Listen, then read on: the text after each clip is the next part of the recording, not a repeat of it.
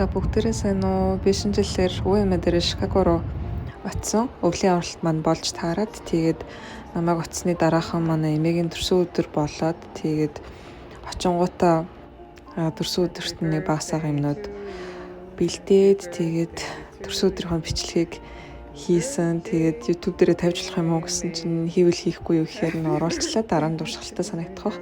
Манай эмээ 67 хүрж байгаа энэ жил. Тэгээд 67 тавьж харагдахгүй гоц. Надад л энэ ашиглаад тэ бид хоёр маргааш нь өглөө гадаагаа хараад харсан ч амар их цас орсон. Тэгээд гадаагаарч цаснд бибинийхээ зургийг аваад бичлэг хийгээд баяртайцаа хийж яваад айгуу гоё байсан. Тэгээд дараа нь Шикагод Мицуа гээд Япон дэлгүүр байдаг.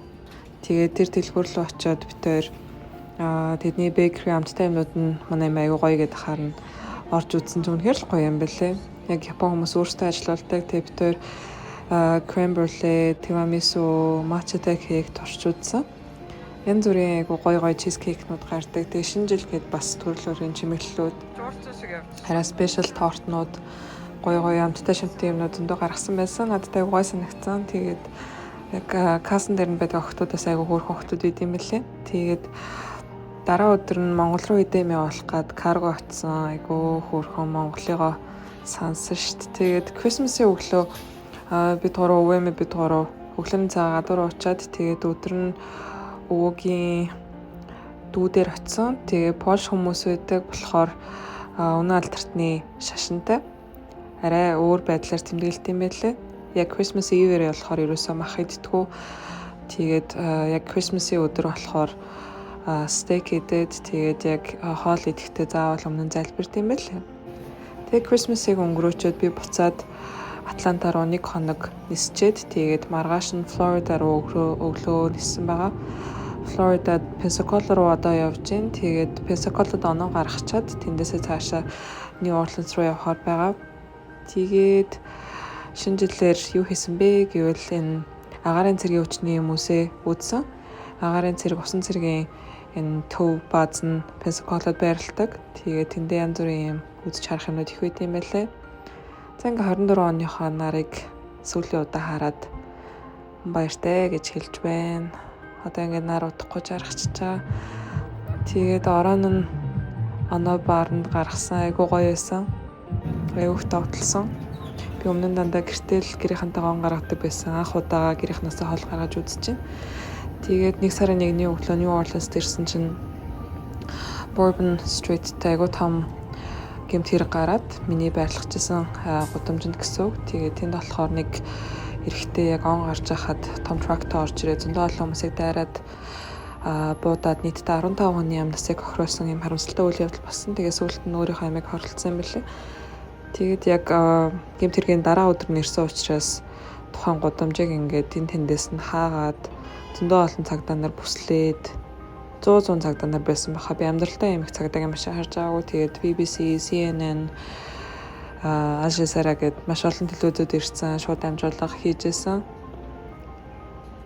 Ер нь бол Нью Орлеанс хот надад айгүйх таалагдсан. Миний Америкт үзчихсэн хамгийн гоё хотуудын нэг байсан.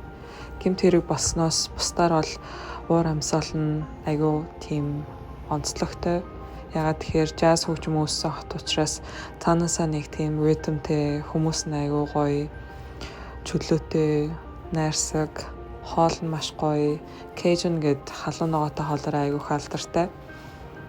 Агаарт нь айгүйх тийм дарс үнэртдэг, алхуу хоол үнэртдэг. Гэхдээ янз бүрийн гоё хоол бас үнэртдэг. Гудамжинд хүн болгон саксофон тоглоод төгөлдөр хуур тоглоод гадаа зурхан зураад байж байгаа айгүй тийм урлаглаг мэдрэмжтэй хот шиг санагдсан. Тэгээд энд болохоор байрласан Airbnb маань харагдаж байна. Яг хотын төвд байрлалтай байсан учраас байсан газраасаа алхаал музей, галерей, хоолны газар, даунтаун руугаа явцдаг. Байсан. Тэгээ цаг агарын хувьд бол харьцангуй сэрүүхэн үе таарсан. Гэхдээ тийм чатаргуутан бол байгаагүй. Цельсээр одоо нэг 1-2 градус баха. Монголд бол хангалттай дулааханд орно шүү дээ. Тэгээ маргааш өглөө нь гарч өглөөний цагаа уугаад тэгээ флям маркетуудаар орж үзээд тэгээд гадуур гоё хоол идээд гудамжаар бахан зургнууд аваад гоё кафе орж үзээд маш гоё өнгөрөөсөн. Тэгээд 25 оны маань эхний аялал болсон байгаа. Тэгээ Bourbon Street 1 сарын 2-нд нээгээд нэг иймэрхүү байдалтай харагдаж байна. Одоо яг энэ тэр болсон хэсэг маань ахгүй юу.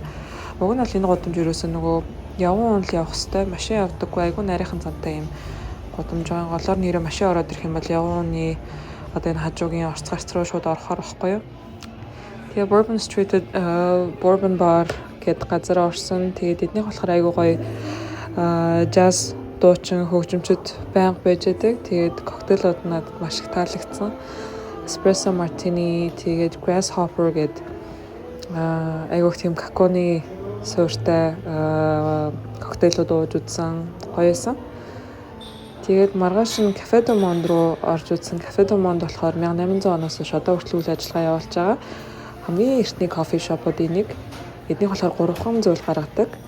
Бинэ гэдэг энэ борцгийг гаргадаг. Бинэ болохоор дээр айгүй хэмжээний сахарын бүдэртэй. Тэгээ кофе, халуун шоколад л гаргадаг. За тэгээд кофегоо ууж цайлчаад Mississippi голын эргээр алхсан. Цаг агаарч айгүй гоё байсан. Тэгээд Mississippi голоо дагаад алхаад авах юм бол энэ том төв талбай руу хүрээд ирдэг. Төв талбай дээр хүмүүс дуулж бүжиглэн, тоглоом, ил бүзүүл ингээ зөндөө олон арга хэмжээнүүд байнга болж идэм байлээ. Тэгэд өдөржингөө гадуур явж аваад газрууд аягүй хоочтой байгаадсан болохоор суул байснаар нь Hard Rock руу ороод сүүлийнхээ орооны хоолыг идчихэд тэгээд маргааш өглөө нь буцаад гэрийн зүг явсан байгаа. Ингээд засварсан. Манай хуулийн сургууль харагдаж байна. Тэгээд засаараад бүх газар аягүй өөр харагдаж шүү. Дандаа засгүй хад харчихсан болохоор өнөөдөр амралтын өдөр болчих юм бэ, жоохон гарч алхая гэж бодоод тэгээд явж байна.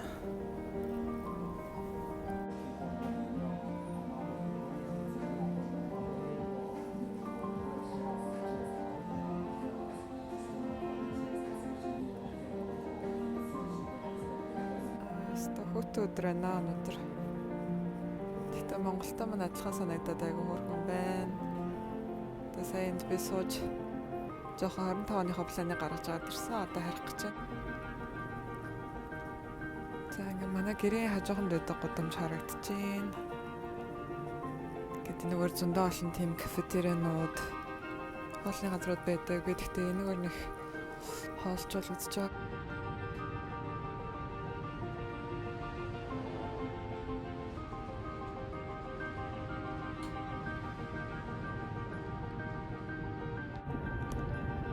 Би намайсан дотор явж байна.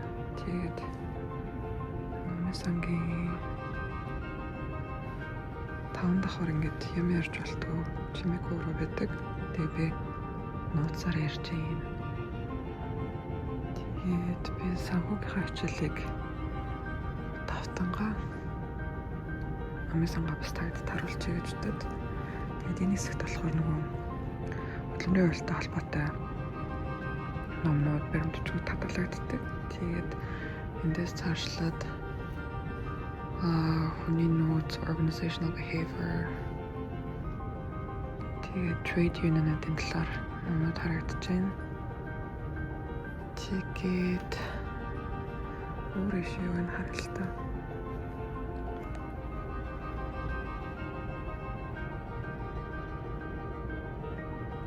За тэгээд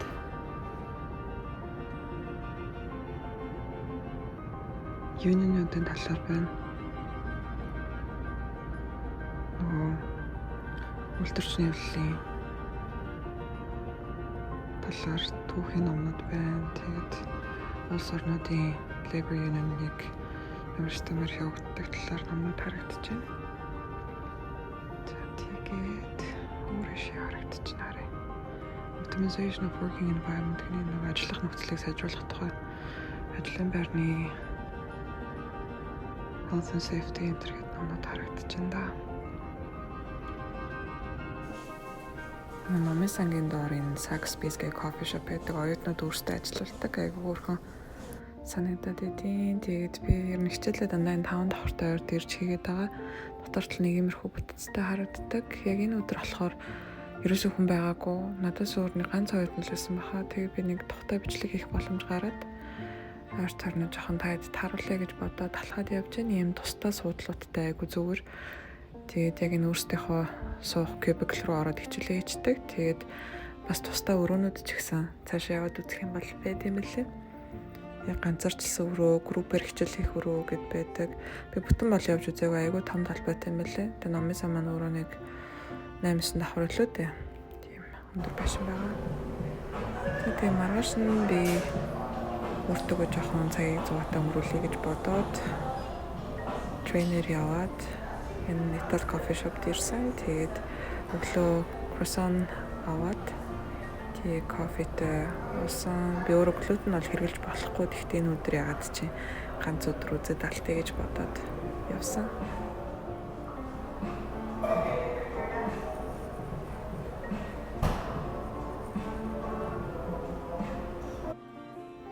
Өглөөнийхөө цаг уучаад кинотеатр явсан. Кинотеатрыг хажуу талд нь тийм байлээ. Алхаал орчдөг. Тэгээд харж байгаад ямар кино үзт юм лээ гэж бодож Brutalist-ыг үзэхээр шийдсэн. Brutalist болохоор сүүл нөгөө Adam Brody энтер тоолцсон.